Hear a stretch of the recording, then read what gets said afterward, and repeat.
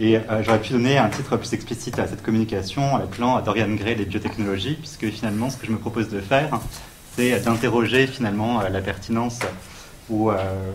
ce qu'est véritablement le projet des biotechnologies à l'aune finalement de ce que j'appellerais une double option éthique présente dans le roman du portrait de Dorian Gray. Donc je vais faire référence d'emblée en introduction à une scène importante du roman qui est au chapitre 3, donc pas directement dans les premières pages, mais qui constitue une scène à la fois inaugurale et traumatique, dans la mesure où finalement Dorian Gray va avoir l'occasion d'une révélation de sa propre identité à lui-même par la médiation du portrait, mais pas simplement par le portrait, puisque au fond il ne se voyait pas lui-même dans le portrait au départ. Il a fallu en plus le discours de Lord Henry, qui est ce personnage qui lui dit de profiter de la vie tant qu'il peut encore le faire. Donc au fond cette scène traumatique est celle de la révélation par le personnage, pour le personnage principal, de sa propre finitude. En effet, ce qui est important de remarquer d'abord, c'est le fait que dans les premières pages du roman, Dorian Gray est représenté de façon extrêmement stéréotypée. On nous dit que c'est un personnage extrêmement beau, mais au fond, c'est un personnage qui est sans grande consistance, puisque finalement Lord Henry Ier va insister sur le fait que sa beauté viendrait d'une forme d'insouciance. C'est un personnage qui ne réfléchit pas, qui ne pense pas, et à ce titre-là, finalement, sa beauté tout entière se résout dans son insouciance fondamentale. Donc c'est bel et bien ce discours de Lord Henry qui lui fait prendre conscience du trésor qu'il possède, c'est-à-dire sa beauté et sa jeunesse. Mais paradoxalement, Dorian Gray en prend conscience de quelle manière? En reconnaissant que finalement ce sont des biens périssables. C'est véritablement en prenant conscience du fait que ce sont là des trésors éphémères que véritablement il va pouvoir apprécier à leur juste mesure ces dons précieux. Donc l'enjeu pour moi serait de montrer de quelle manière, au fond, le personnage de Dorian Gray exemplifie de façon assez évidente le fait qu'au fond, la conscience, c'est toujours la conscience du temps qui passe, et donc du coup d'une existence qui s'inscrit dans la possibilité de sa propre disparition. Et que c'est la conscience même de cette finitude qui donne aussi sa valeur à ce à quoi nous donnons finalement de la valeur. Donc c'est la raison pour laquelle j'aimerais partir donc de ce roman qui m'apparaît comme une sorte de théâtre dans lequel finalement, à travers ces trois personnages, on a la possibilité de réfléchir de façon éthique sur les différentes options qui nous sont offertes lorsque, comme tout à chacun, nous ferions l'expérience de notre propre finitude et que nous en ferions finalement l'expérience douloureuse. Les deux options qui sont proposées sont d'abord celles de Basil Hallward. Basil Hallward, finalement, est le premier à admirer la beauté de Dorian Gray et à craindre qu'elle puisse disparaître. Donc quelle est la solution qu'il propose? Celui de la figer dans un portrait, de lui accorder finalement une forme d'éternité par finalement le substitut que va constituer l'œuvre d'art. Donc, ce qui, moi, m'intéresse ici, c'est de voir de quelle manière, au fond, on pourrait considérer que les biotechnologies s'inscrivent dans cette conception-là. C'est-à-dire l'idée que, finalement, de proposer comme solution à ce caractère éphémère de l'existence une option qui serait celle de la monumentalité ou de la patrimonisation de l'existence. C'est-à-dire la possibilité, au fond, par des moyens techniques, de permettre à une existence éphémère de jouir d'une certaine forme de durabilité, en passant, de manière beaucoup plus technique qu'à travers l'art, à travers des substituts ou des prothèses telles que peuvent le proposer la médecine contemporaine. Or, la question qu'il me semble qu'il faudrait poser, c'est de savoir bien plutôt quel est finalement au fond le ressort de cette peur de la mort qui nous conduit justement à désirer l'immortalité. Et je me proposerais finalement au fond de faire une critique de cette perspective-là, celle de la monumentalité, pour finalement voir de quelle manière, c'est le discours de Lord Henry qui est peut-être le plus intéressant, celui qui propose finalement de se consacrer à l'art. Pourquoi? Parce que c'est le lieu dans lequel on va pouvoir jouir pleinement de notre existence, dans une jouissance qui va être proprement celle de la sensation et celle finalement de l'instant. Donc, je voudrais simplement indiquer le fait que justement le personnage de Dorian Gray, lui, va d'une certaine façon, bien qu'il soit attentif au discours de Lord Henry, céder plutôt à la première de ces versions, à la monumentalité. C'est-à-dire qu'au fond, il troque face à ce portrait dont il est jaloux justement d'une éternelle jeunesse, il va troquer finalement son âme pour simplement conserver l'apparence qui est celle d'un corps à tout jamais jeune. Donc au fond, ce qui est intéressant ici, c'est que Dorian Gray nous montre de quelle manière, en faisant cela, c'est-à-dire finalement en désirant l'immortalité, ce que l'on risque de faire finalement, c'est de dégrader la qualité d'existence humaine qui est la nôtre. Dorian Gray, troquant son âme, va finalement être abandonné à une existence simplement matérielle, d'une réalité biologique, mais qui n'est plus véritablement animée par une âme véritable. Donc Dorian Gray, finalement, au fond, serait réduit à un état de zombie quasiment, d'une certaine façon. Au fond, il se propose de conserver simplement l'éternité d'une réalité corporelle, mais qui ne sera plus animée véritablement d'un principe humain. Donc, avant d'entrer dans le détail, j'aimerais finalement, pour simplement achever cette introduction, montrer de quelle manière, au fond, il est extrêmement facile de voir de quelle manière les biotechnologies s'inscrivent donc dans ce projet qui est celui finalement d'une possibilité de résister au caractère éphémère de l'existence et qui s'inscrit finalement dans un projet qui n'est pas si récent que ça, mais qui est extrêmement ancien, puisque finalement on pourrait en voir une des représentations dans l'optimisme médical d'un Descartes, qui proposait finalement, à travers une certaine représentation du corps mécanique, de s'opposer justement à la mort, en proposant finalement un modèle qui est finalement celui de la greffe, c'est-à-dire celui d'une remplaçabilité perpétuelle des parties du corps. Donc j'aimerais opposer donc à cette perspective-là, qui est celle finalement que l'on peut rencontrer aujourd'hui, dans des exemples qu'on a vus aujourd'hui. Je pourrais vous citer Ray Kurzweil, qui est finalement le père du transhumanisme, qui suppose finalement qu'au fond, la conscience pourra s'émanciper de sa réalité corporelle pour exister de façon indéfinie.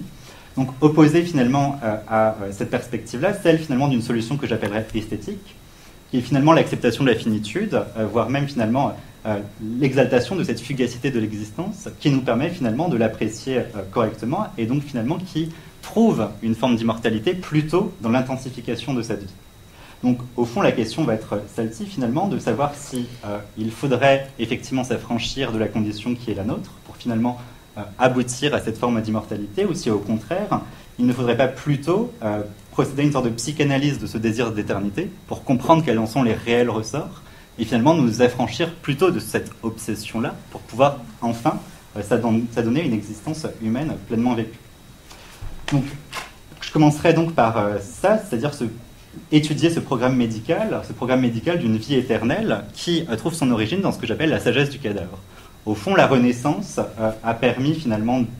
de rendre crédible ce projet-là, finalement d'une immortalité qu'accorderait un travail scientifique, en allant chercher d'abord dans les cadavres un savoir anatomique. Et au fond, c'est bel et bien à partir de ce moment-là que se crée un basculement dans une conception de l'homme par le fait que l'on va substituer à une conception psychosomatique de l'homme, une conception globale, une représentation objectivée du corps, et qui va finalement conduire à avoir un corps mis à distance. Donc, je passe rapidement sur le fait qu'un des éléments qui, moi, avait retenu mon attention, c'était un article de 2016 sur Elizabeth Parrish, qui était apparemment une scientifique connue, qui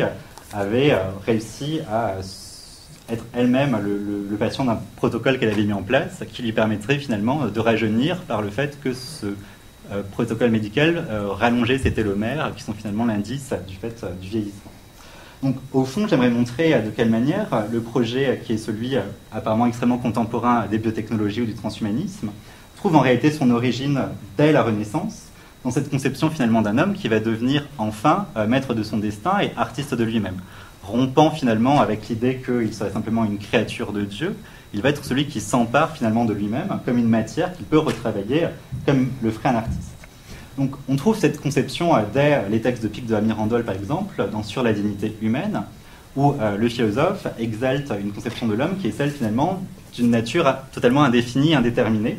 qui en fait à ses yeux un admirable caméléon, d'une nature variée, multiforme, changeante, et donc finalement offert à des possibilités d'opérations diverses qui vont lui permettre finalement de choisir son essence, de la déterminer de façon absolument libre.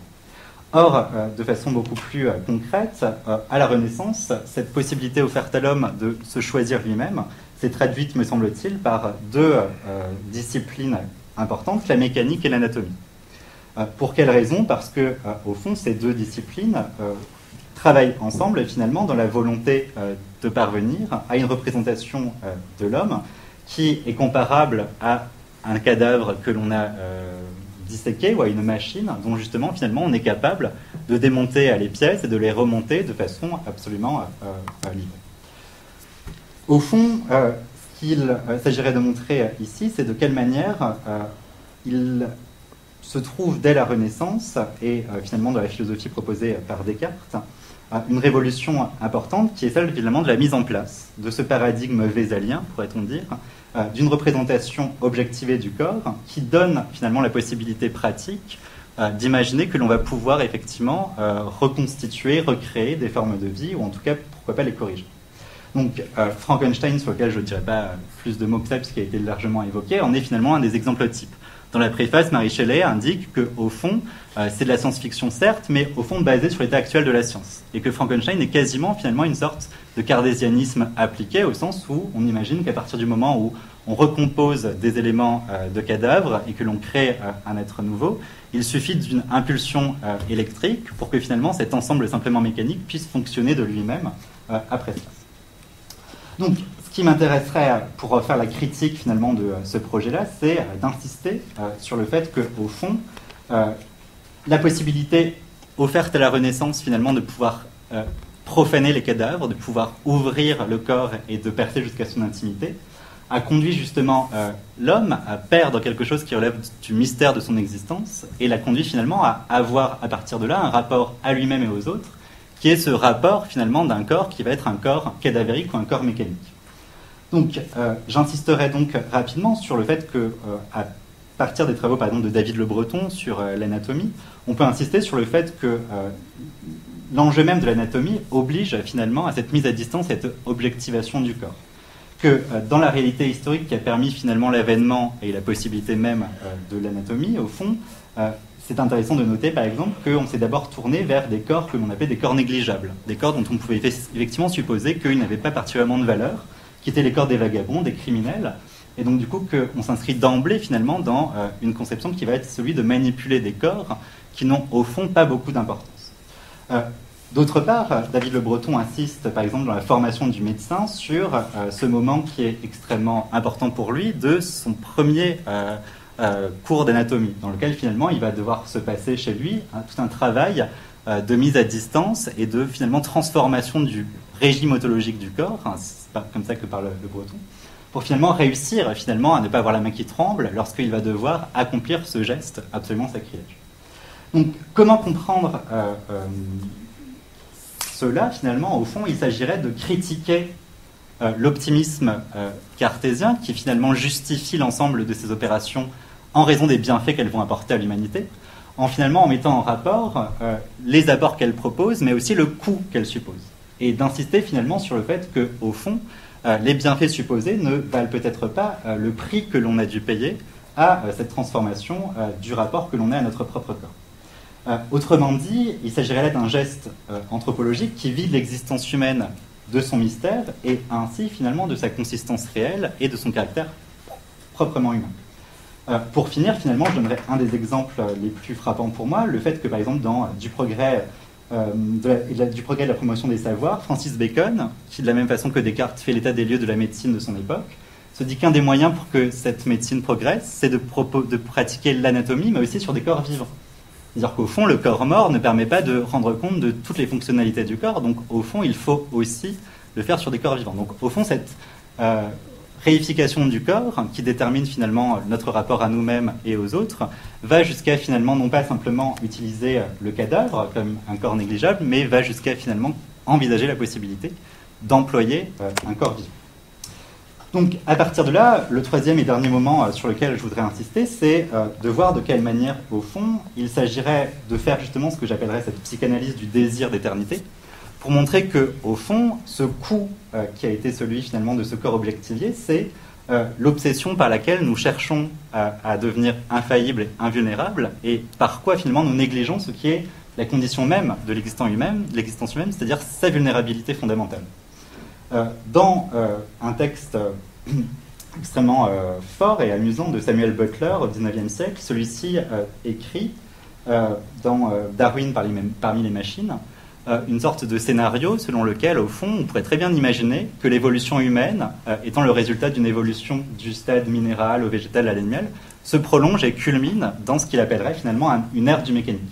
Cette ère du mécanique rendrait finalement l'homme absolument obsolète, pour une raison fondamentale qui est que, au fond, la machine n'aura plus besoin de nous et que, au fond, par exemple dans le monde du travail, elle s'impose comme étant beaucoup plus performante que l'homme. Donc, au fond, l'existence humaine n'aurait plus de justification.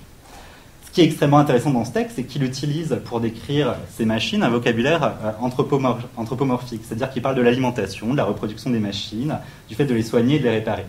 Et ce qui est extrêmement intéressant, c'est que par contraste, en désignant les machines de cette façon, il va dégager ce qui est justement la spécificité de l'existence humaine. Au fond, qu'est-ce qui fait la caractéristique principale des machines? C'est le fait qu'elles se soustraient à l'ensemble des défauts qui sont ceux de la condition humaine. La machine n'a pas de fragilité, n'a pas de défaillance, n'est pas fatiguée, ne fait pas d'erreur. Donc il y a tout un passage que je ne vous lis pas en entier, mais qui finalement décrit la machine comme étant finalement celle qui n'est pas troublée par ses émotions, fatiguée par la peine de son travail, etc. etc. Donc, au fond, ce paradigme mécanique qui s'est imposé, qui est finalement ce à partir de quoi on devrait penser l'existence humaine et par quoi finalement on peut penser aussi une existence humaine immortelle, est au fond un paradigme effrayant d'inhumanité, puisque au fond il se substitue à ce qui fait réellement la spécificité de l'existence humaine, c'est-à-dire non pas encore une fois en l'occurrence sa performance à elle, mais bien plutôt au contraire sa maladresse, sa gaucherie, sa capacité à se tromper en définitive. J'en trouve un autre écho, par exemple, dans certains textes de William Morris, dans lesquels celui-ci dénonce le fait qu'à l'époque de l'industrialisation, les produits fabriqués en série sont finalement abominables aussi d'inhumanité.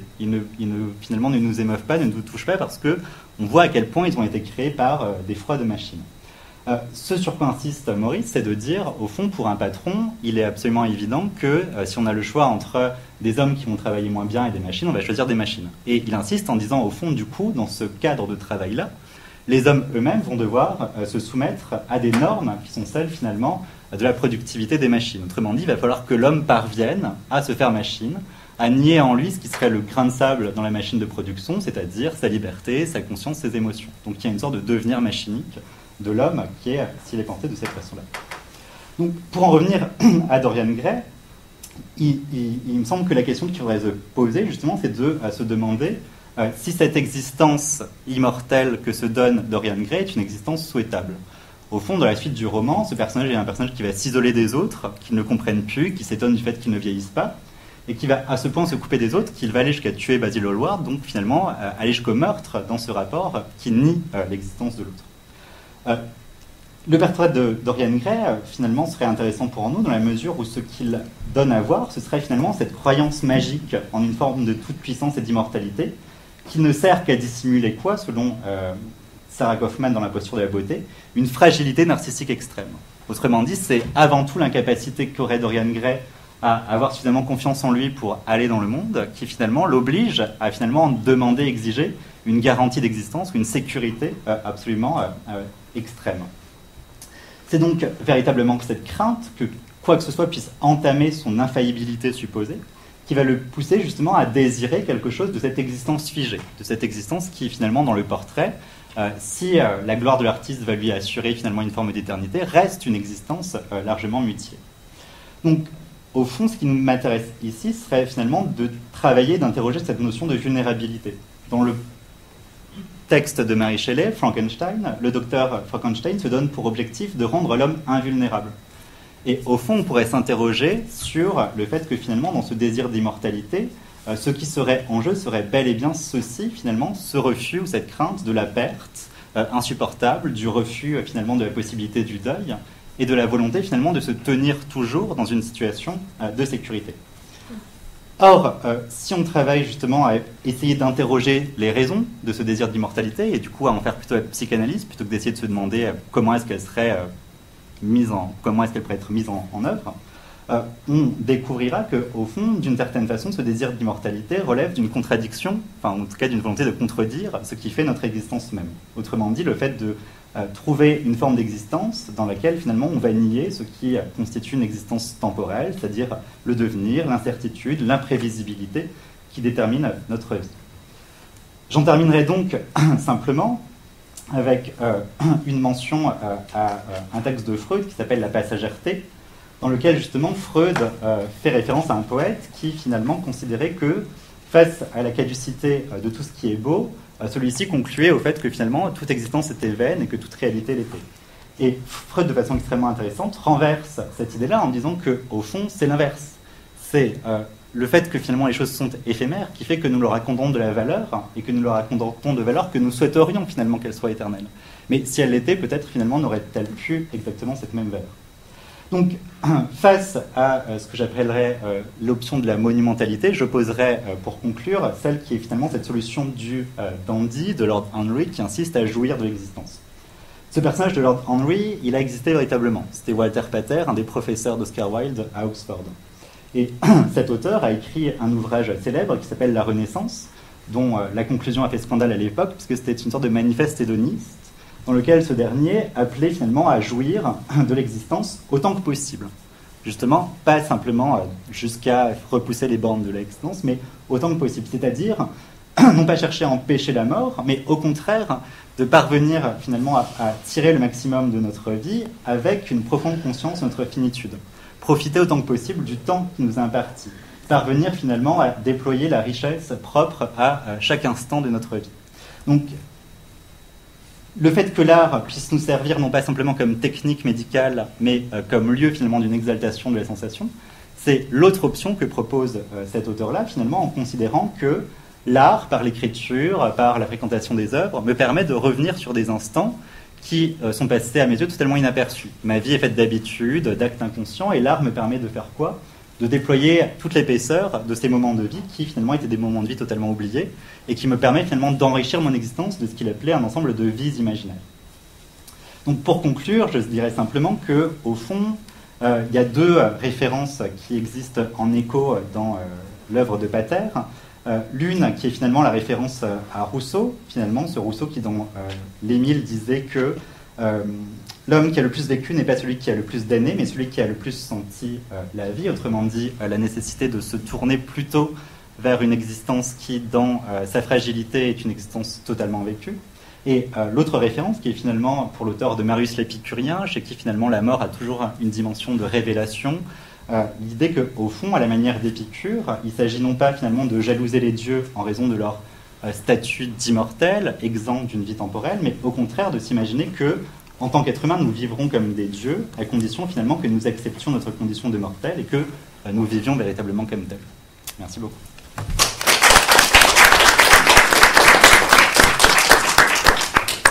Merci beaucoup à vous quatre.